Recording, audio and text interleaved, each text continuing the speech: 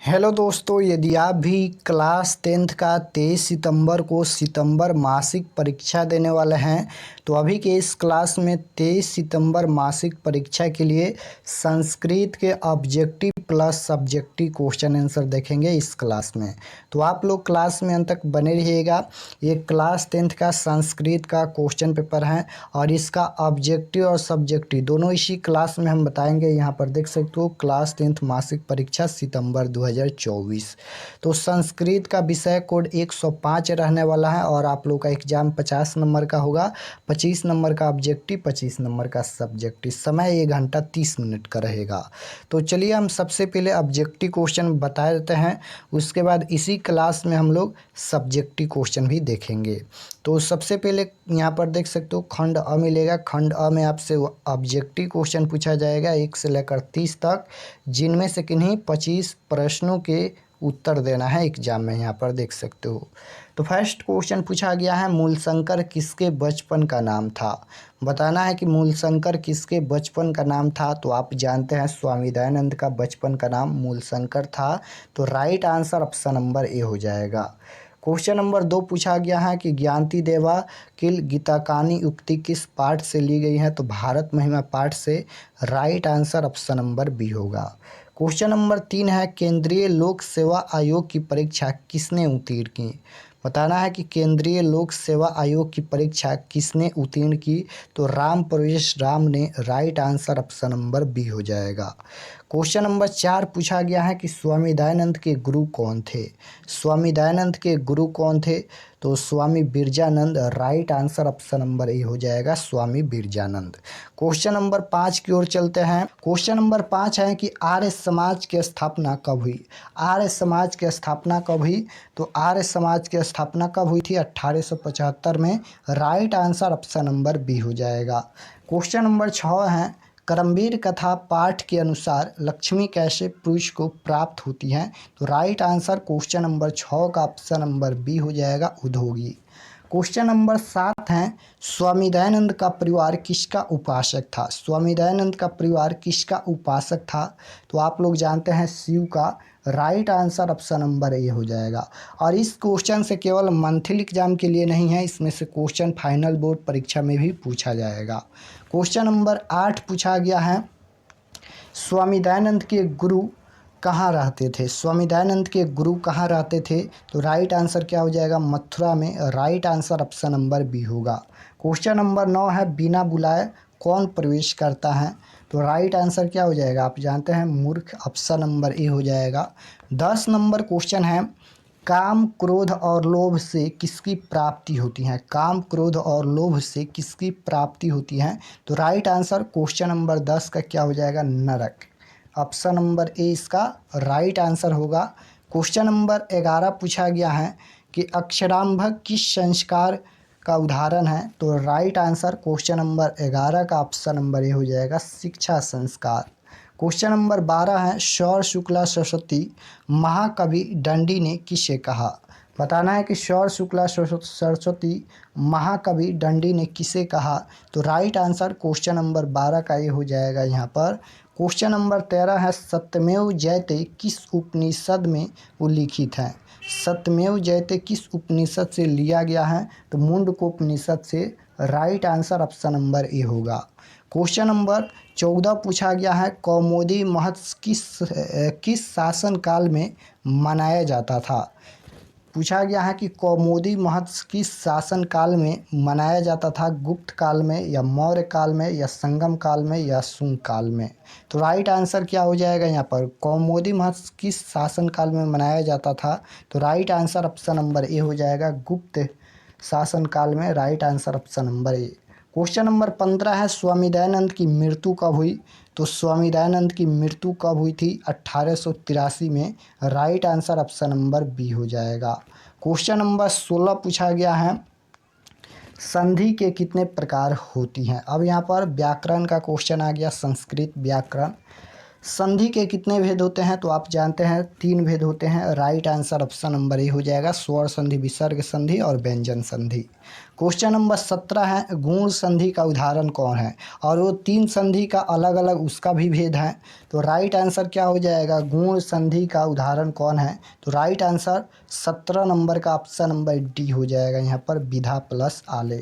Question number 18 है यछति किस लकार का रूप है। तो राइट आंसर 18 का ये हो जाएगा, लट लकार का रूप है। क्वेश्चन नंबर 19 पूछा गया है, यहाँ पर ये देख सकते हो सितंबर मंथ का 19 है, पठनम में किस कृतन प्रत्यय का प्रयोग हुआ है। तो राइट आंसर 19 नंबर का बी हो जाएगा, लूट प्रत्यय। क्वेश्चन नंबर 20 है, यहाँ पर अष्टधावी किस समास का उदाहरण है। तो राइट आंसर 20 नंबर का बी हो जाएगा, तत्पुरुष समास। 21 नंबर क्वेश्चन है, गायिका पद में किस स्त्री प्रत्यय का प्रयोग हुआ है। तो राइट आंसर 21 नंबर का सी हो जाएगा, टाप प्रत्यय। क्वेश्चन नंबर 22 पूछा गया है, अधुना गृह गमिष्यामि वाक्य में प्रयुक्त अव्यय पद कौन है। तो राइट आंसर 22 नंबर का ऑप्शन नंबर सी हो जाएगा, अधुना। 23 नंबर क्वेश्चन है, सचित्व संधि का उदाहरण निम्नलिखित में कौन है। तो राइट आंसर 23 नंबर का सी हो जाएगा, तत्व प्लस टीका। क्वेश्चन नंबर 24 है, मानव पद में किस प्रत्यय का प्रयोग हुआ है। तो राइट आंसर क्या हो जाएगा, अन प्रत्यय का प्रयोग हुआ है। क्वेश्चन नंबर 25 है, पठितवान में किस प्रत्यय का प्रयोग हुआ है। बताना है कि पठितवान में किस प्रत्यय का प्रयोग हुआ है। तो राइट आंसर 25 नंबर का बी हो जाएगा, क्यूटूत प्रत्यय का प्रयोग हुआ है। क्वेश्चन नंबर 26 है, संस्कृत में उपसर्गों की कुल संख्या कितनी है। संस्कृत में कितने उपसर्ग हैं। तो राइट आंसर क्या हो जाएगा, 22 है, option number C right answer. Question number 27 पूछा गया है, ज्ञान पद का प्राकृतिक प्रत्यय क्या होगा। तो राइट आंसर 27 नंबर का ऑप्शन नंबर सी हो जाएगा, गुरु प्लस यान।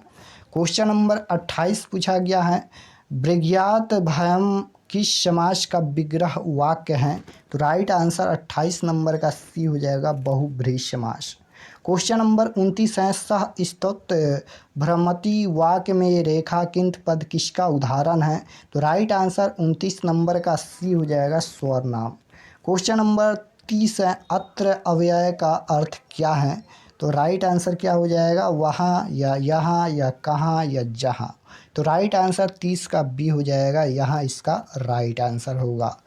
तो यहाँ सबसे पहले लघु उत्तरीय प्रश्न पूछा जाएगा। यहाँ पर फर्स्ट क्वेश्चन में पूछा गया है कि निम्नलिखित में किन्हीं 8 प्रश्नों के उत्तर दे।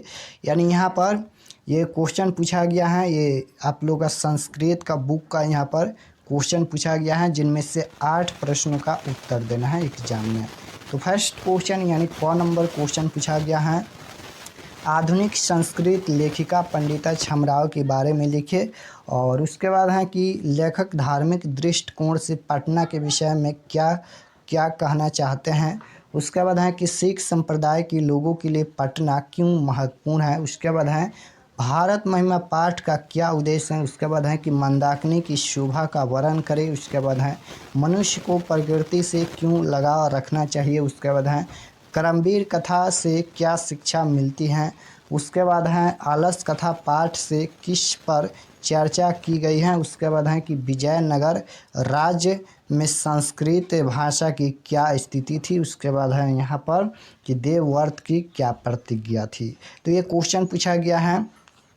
उसके बाद 2 नंबर में पूछा गया है कि निम्नलिखित में से किसी एक विषय पर संस्कृत में 7 वाक्यों में अनुच्छेद लिखे। अनुच्छेद लिखना है यहाँ पर 7 वाक्यों में एक ही प्रश्न का अनुच्छेद लिखना है। यहाँ पर ये दिया गया है 5, जिनमें से एक पर ही अनुच्छेद लिखना है।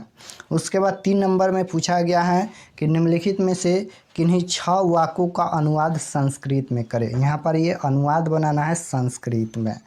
तो ये क्वेश्चन पूछा गया है। चलिए हम इसका आंसर दिखा देते हैं।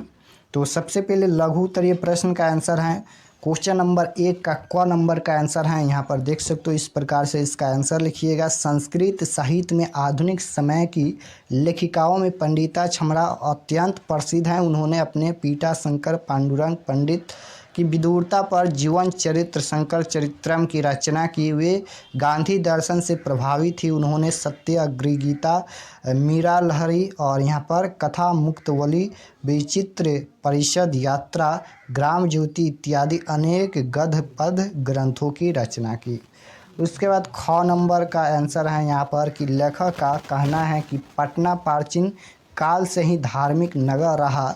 आज भी नगर की पालिका देवी पटन देवी के नाम से पूजी जाती हैं। सिखों के लिए पूजनीय स्थल विश्व प्रसिद्ध गुरुद्वार यहीं अवस्थित हैं तथा प्राचीन काल में यहाँ के लोग आनंद मगन होकर कौमुदी महोत्सव का आयोजन आज के दुर्गा पूजा के भांति करते थे।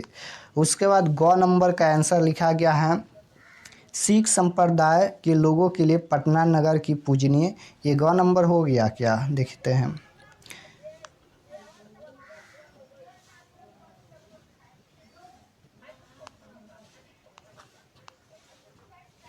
हाँ, ग नंबर का यहाँ पर ये नहीं हुआ है। सिख संप्रदाय के लोगों के लिए पटना नगर पूजनीय स्थल अवस्थित है। यहाँ उनके 10वें गुरु गोविंद सिंह जी का जन्म स्थान है। यह स्थल गुरुद्वार के नाम से जाना जाता है। देश विदेश से सिख संप्रदाय वाले लोगों के अलावा अन्य संप्रदाय वाले तीर्थ यात्री भी यहाँ दर्शन के लिए आते हैं। गुरु गोविंद सिंह के जयंती बड़ी धूमधाम से मनाई जाती हैं। तो ये ग नंबर का आंसर हो गया। उसके बाद घ नंबर का आंसर है यहाँ पर भारत महिमा पाठ में पौराणिक और आधुनिक पद संस्कृत हैं। इन सभी पदों का उद्देश्य भारत और भारतीयों की विशेषताओं का वर्णन करना है। यहाँ तक इसका आंसर लिखना है। उसके बाद यहाँ पर इसका आंसर है। उसके बाद 4 नंबर का आंसर है प्रकृति ही मनुष्य को पालती हैं। इस प्रकार से यहाँ तक लिखना है। उसके बाद 6 है, ज है और झ का यहाँ पर आंसर लिखा गया है। तो 5 प्रश्नों का ही या 8 प्रश्न का ही आंसर देना है। आप लोग देख लीजिएगा कितना प्रश्न बोला जा रहा है, आप लोग आंसर दे दीजिएगा। उसके बाद संस्कृत में यहाँ पर अनुच्छेद लिखना है। तो सरस्वती पूजा पर यहाँ पर ये अनुच्छेद लिखा गया है, देख सकते हो। उसके बाद 3 नंबर क्वेश्चन में पूछा गया था अनुवाद बनाने के लिए। तो यहाँ पर ये अनुवाद बनाया गया है, देख सकते हो। यहाँ पर संस्कृत शिक्षका संस्कृत वदंती, इस तरह से यहाँ पर 6 प्रश्नों का ही अनुवाद बनाना है। बस इतना ही प्रश्न पूछा गया है। तो यहाँ पर हम सभी आंसर दिखा दिए हैं, आप लोग लिख कर ज़रूर याद कीजिएगा। ये प्रश्न सबसे महत्वपूर्ण है फाइनल बोर्ड परीक्षा के लिए भी, तो आप लोग ज़रूर याद कीजिएगा। और चैनल पर नए होंगे तो चैनल को सब्सक्राइब कर लीजिएगा ताकि आने वाले नेक्स्ट क्लास आपके पास